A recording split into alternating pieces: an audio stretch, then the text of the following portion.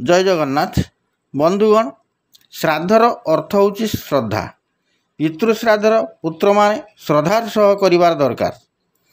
यही श्रद्धारे विप्र मानंकु भोजन देवा दक्षिणा देवा एवं दान करिवा भिक्षुक मानंकु दान करिवा निहाती आवश्यक।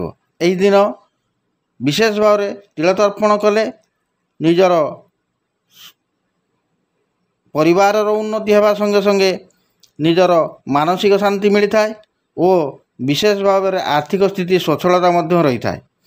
पूर्वपुरुष माने पुत्र मानंकु आशीर्वाद करिथांती और दीर्घायु कामना करिथांती, धन लक्ष्मी और आशीष मध्य करिथांती। यह द्वारा निजर मंगल होता है। यही दिन विशेष भाव में विप्र सेवा विप्र भोजन पितृमातृ सेवा करिवा निहाती आवश्यक।